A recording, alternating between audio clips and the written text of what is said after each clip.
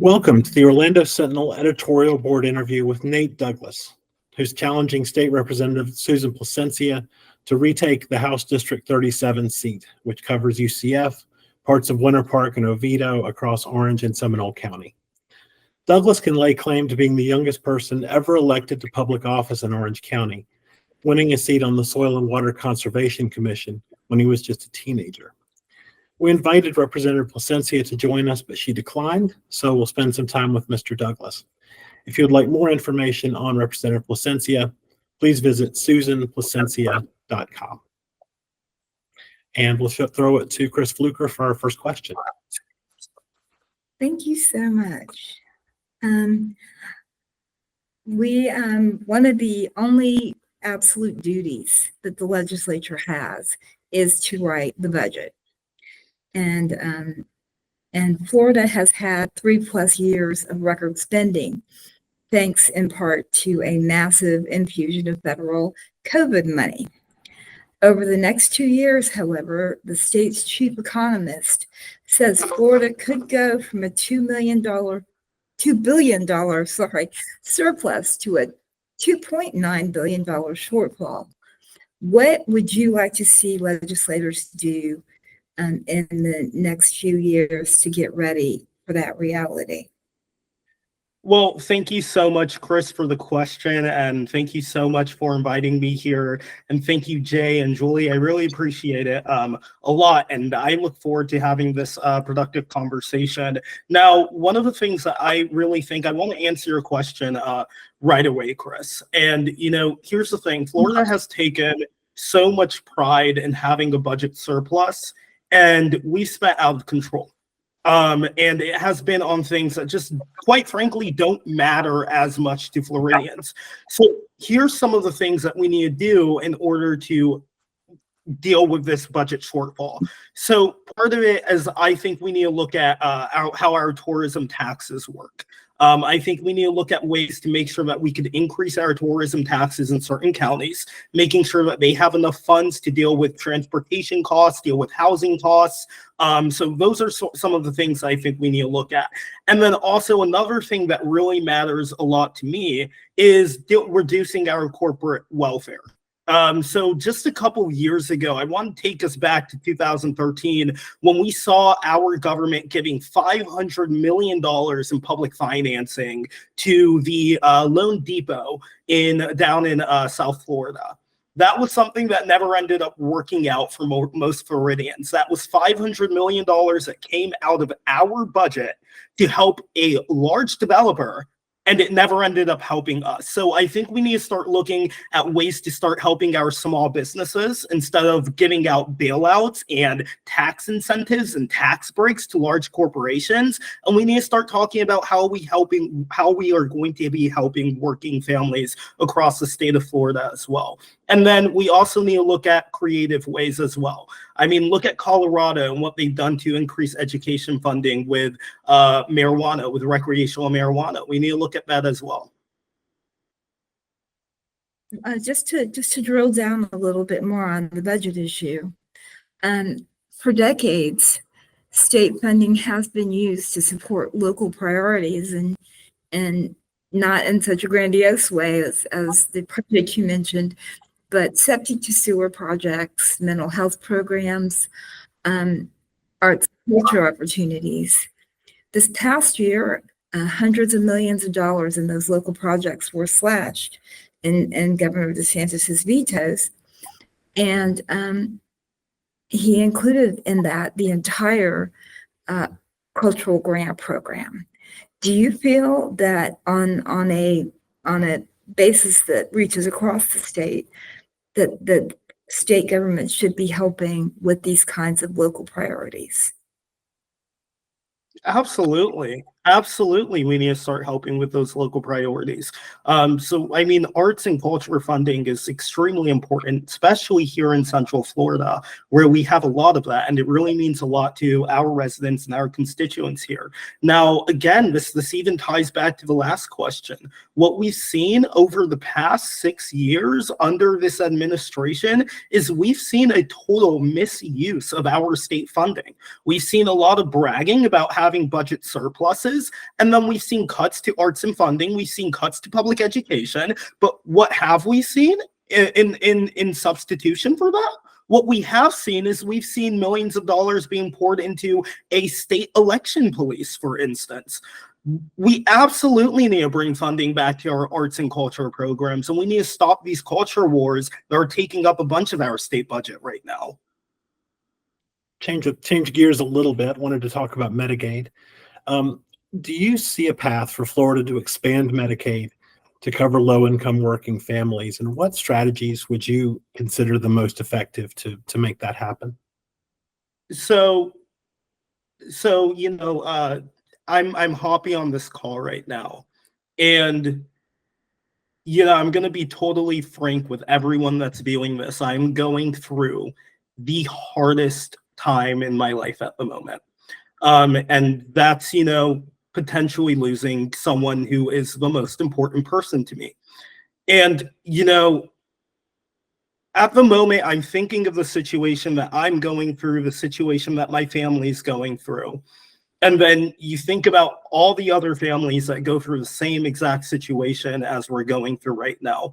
And these are things that are unplanned. These are things that we don't see coming.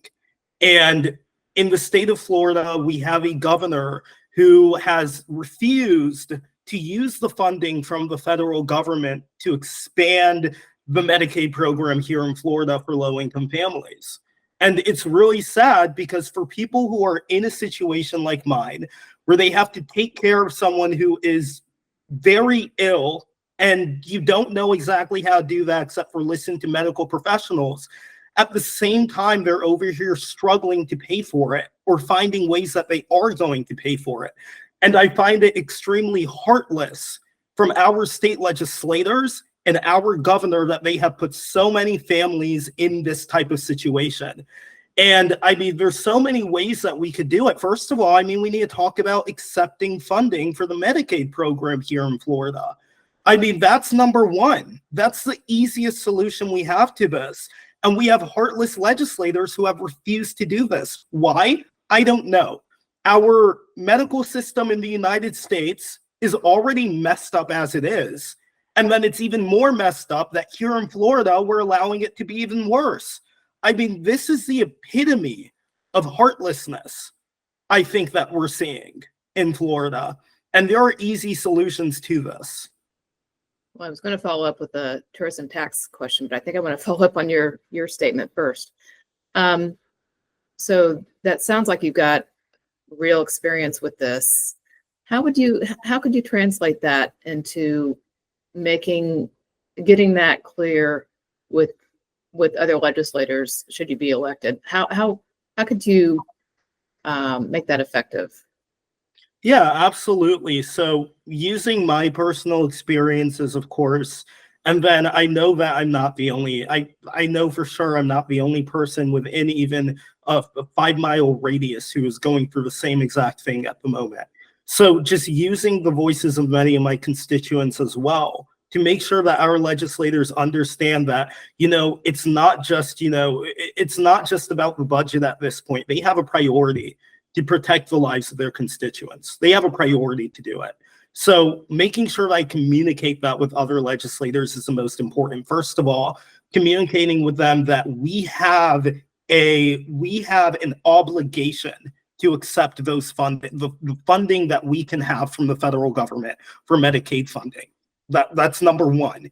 And then also we have an obligation as well to make sure that we continue to improve our healthcare system here in the state of Florida, because we have a very high level of income inequality right now. We have so many folks who are struggling to pay medical bills. We need to get folks out of that situation. Thank you for that. Now I'll ask my tourism tax question. Let's see if I can find it here. Oh yeah, okay. So would you be willing to support or file legislation that would give counties greater discretion in the use of the tourist development taxes? And if so, what would be your strategy to get a bill through committee? So I absolutely, I absolutely support giving local governments greater discretion over TDT or over tourism development taxes. I think that one of the things we need to look at is we need to look at getting an amendment passed to the state law when it comes to tourism development taxes. We also, I mean, first of all, well, the first thing I'm going to start with is talking about a pilot program for counties such as Orange County, for instance, that has large tourism sector, for counties like Seminole as well, which is close, and people stay there in order to visit Disney, for instance. I'm going to talk about the importance of making sure that we have enough funding from those tourism development taxes for housing within the two counties I'm going to be representing for workers who are working in the tourism industry. I think that's something that's really important. And then making sure that we amend the state law to make sure that it includes transportation as well, because that is also one of the biggest issues. I'm representing Orange County, which has the least walkable major metropolitan area in the country. And I think it's fair that we have a surplus from the tourism development taxes. We have millions of dollars coming from that, and we can put that into sustainable transit, into sustainable technology, into making Orange County a better place for everyone, including tourists and residents.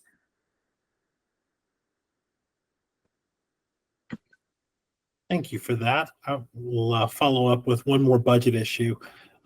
Florida's approved a voucher program that could drain billions of dollars from public education budgets. In the past, the legislature has sometimes made up for shortfalls in education by raising local property taxes. In the future, what should the state do to ensure adequate funding? Thank you so much for that question, Jay. So right now, I'm not supposed to talk about, my opponent, but, it is worth mentioning that, right now I am running against an incumbent who sponsored the school voucher expansion bill, which shifts $4 billion of public education funding through our taxpayer dollars to private school voucher programs. And this is something that means a lot to me, being the son of a public school teacher of over 25 years and being a former educator myself as a substitute teacher in Orange County Public Schools. We need to make sure that we, first of all, before we even talk about, increasing millage or increasing property taxes, we need to talk about making sure that we never have $4 billion shifted away from our public education funding in the first place. We need to talk about the fact that this should never happen again. So, in order to answer your original question about increasing, property taxes, we have so many folks in the state of Florida who are non-residents of Florida who have luxury properties here. We could look at ways that we could increase property taxes on those properties of folks who are wealthy, who have luxury properties, and then not increase any taxes on local residents in order to make sure that we have enough funding flowing into our public education system. That's just one thing that could bring in funding to our public education system. It obviously won't take care of the whole $4 billion deficit that we're having right now, but it's going to help solve it. And then we can look at more creative solutions for that as well.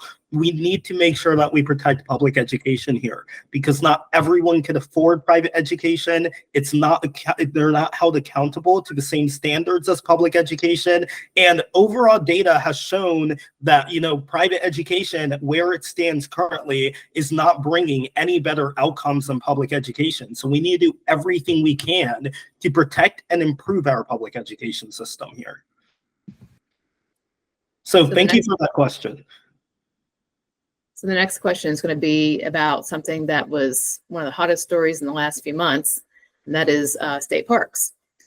So the governor's office was revealed to be working directly with the Department of Environmental Protection to build hotels, golf courses, pickleball, and disc golf courses with little public notice and study as to the environmental damage that it could cause. Only the public's outcry made them backtrack. What legislation would you suggest to ensure that doesn't happen again? So I think that one piece of legislation that we can suggest to make sure that doesn't happen again is, introducing legislation to make sure that there's more transparency with our environmental protection department. So, one part that's left out of that question is the fact that, we had someone from the environmental protection department who was fired because they leaked those plans. That shouldn't have ever had to be a leak in the first place. And the only reason why it was a leak is because it's very unpopular and Floridians don't support it. So we need greater transparency, not just from the Environmental Protection Department, but also from the governor's office. I mean, why was this a plan in the first place? I mean, first of all, you've got to look into who's donating to campaigns. That's really important to look at before you even talk about this. But so that's campaign finance. That's a different story. But we need more transparency in our government, and we're just not getting that right now in the state of Florida. So that's one of the number one pieces of legislation we need. Thank you for that. I would want to ask a little bit more broadly about local rule. That's something that we've touched on a little bit, but drilling down a little more. The state legislature has consistently been undermining local government's ability to manage their local affairs, whether it be passing rural boundaries or restricting gas leaf blowers and plastic straws. Do you think it's gone too far? And if so, what specifically would you work with like-minded legislators to roll back? Well, Jay, it depends on what you mean by gone too far. If you mean the fact that Orange County voted for rent stabilization and our state government preempted that and made sure that we can't pass that ordinance here. If you mean the fact that up in Gainesville, for instance, they wanted to increase minimum wages there to make sure that minimum wage workers can afford to live and afford to eat, and our state ended up preempting that. If that has gone too far, then yes, absolutely, our state's gone way too far when it comes to their preemptions. Right now, what we're seeing a state government that is constantly touting the word freedom and then constantly taking away our freedom and constantly taking away home rule. So yeah, I think that preemptions have gone way too far. I mean, right now, half of the conversations that we even have, I have to sit here on this call and I have to answer questions for you. And I have to think to myself, wait, will that be realistic? Because at the end of the day, if I say too much to you about what I plan to eventually bring up in the legislature, they're going to work super hard to already preempt that from ever happening in the first place. So yeah, I think that our state has definitely gone too far.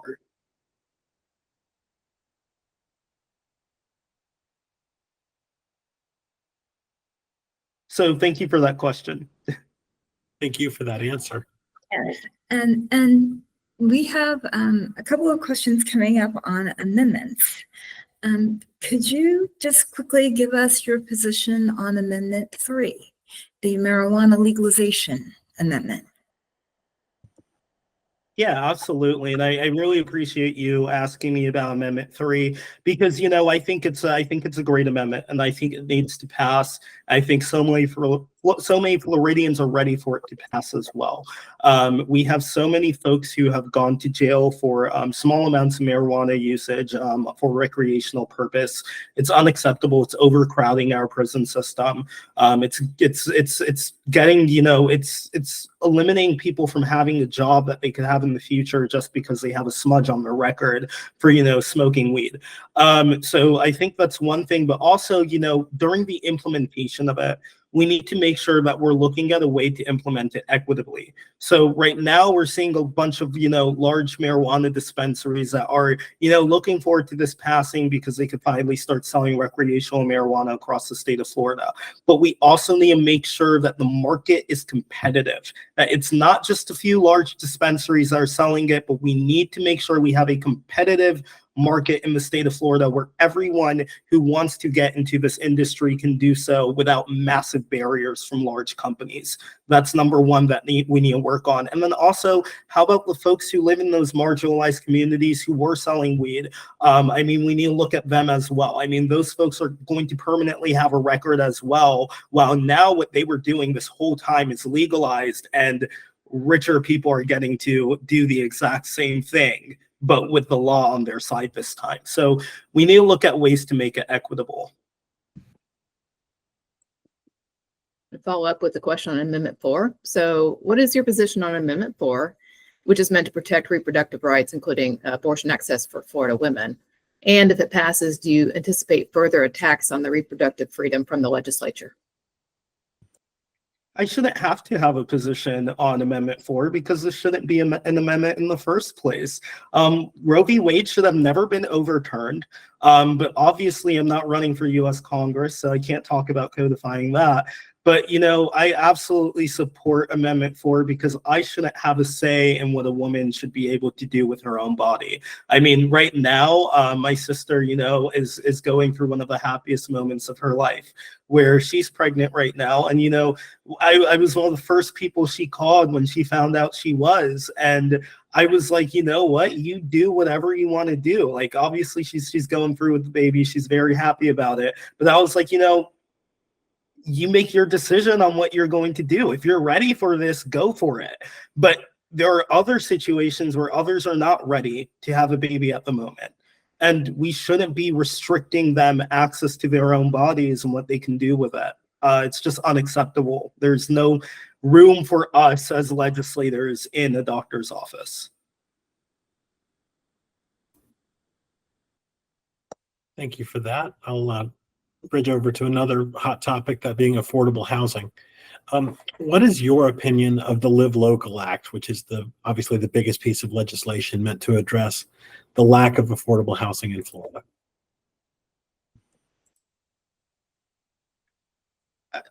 Did the Live Local Act really address the lack of affordable housing? I don't quite buy the idea that it did. I mean, I think the Live Local Act was really helpful for larger development companies. I don't think it was helpful for working families. I don't think it was helpful for the many renters who live in my district. I mean, there needs to be legislation that actually, you know, takes into account tenant support, tenant protections. Those are things that we need to start looking at. I think the Live Local Act was really, you know, while it looks very pretty, it has a great name. There are some, you know, there are some ideas, there are some parts of the legislation that are great. I think that the Live Local Act just wasn't the great legislation that we could have had. And I think we need more to support our tenants and our homeowners here in Florida. So I'll work every day to make sure that they get the support they actually need. Because the Live Local Act clearly didn't live through that promise. Well, the other major factor in home affordability right now, and I can tell you see this one coming, is the fact that Florida residents are paying more, sometimes 2 and 3 times more, for their property insurance policies, and in many cases getting quite a bit less than they would have 10 years ago. Lawmakers have been dragged back to Tallahassee time and again to fix it. There has been no fix in sight. What, if any, plan do you have for actually rescuing Florida's property insurance market? What needs to happen? So just for context of this issue, we saw this coming for a while now. And, you know, back in 2022, back during the beginning of 2022, lawmakers were dragged back to Tallahassee for an emergency session where they were like, okay, so what we're going to do is we're going to vote for a $2 billion bailout for large insurance companies. That should solve the issue. The very next year, same thing happens. An emergency. They go into session, and what they say is, okay, so we're going to vote for an additional $1 billion bailout for large insurance companies. This should solve the issue. Plus, we're going to make sure that homeowners no longer have the right to sue their insurance companies as well, knowing very well that those insurance companies are no longer covering the things that they used to cover, and they won't actually, you know, live up to the promises of what they've promised homeowners in the first place. So, you know, there's so many things that we need to do to fix this issue, and it's not an easy issue whatsoever. I mean, there's so many different things that need to be talked about, you know, but there's legislation that has been ignored time and time again. I mean, I think of Representative Cassell, who's someone I look up to when it comes to the property insurance issue, who's had her own legislation on the floor that never passed, and that had to do with wind coverage. Now, I have other ideas on this as well. Who are these large insurance companies underwriting? They're also underwriting big oil projects, big pipeline projects, and then they're dropping homeowners in the state of Florida because of climate change, while they're also contributing to this climate crisis. So our Office of Insurance Regulation needs to look into who these insurance companies are underwriting in the first place. And then they need to make sure that they don't unfairly drop homeowners in the state of Florida because of climate reasons, while they're also, responsible for climate change too. So those are part of the things we need to look at, and expanding the market. I mean, we need to stop having large insurance companies hogging up the industry. It needs to be open to other insurers as well.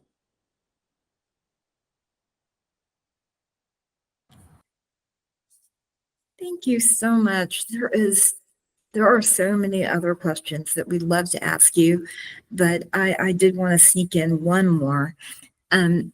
Democrats, as you know, right now are in a not so super minority.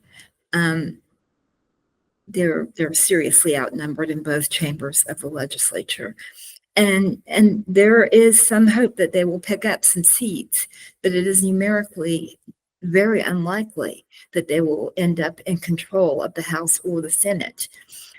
Should you be elected, what would you do to make sure that the constituents of District 37 are heard and represented in Tallahassee? Well, I'm already doing it right now. Something that many others running for office, and something even my opponent can't say, is that my campaign is not funded by large corporations. It's not funded by them. It's funded by everyday people. It is a grassroots campaign.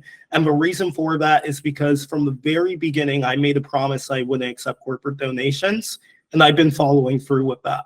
And the reason for that is because we need lawmakers in Tallahassee who are not beholden to large corporations, who are not beholden to large insurance companies like we've seen in the past, who are not beholden to private institutions. We need people who are beholden to the people, who will run to represent the people of their districts. And that's one of the reasons why I hopped into this race in the first place.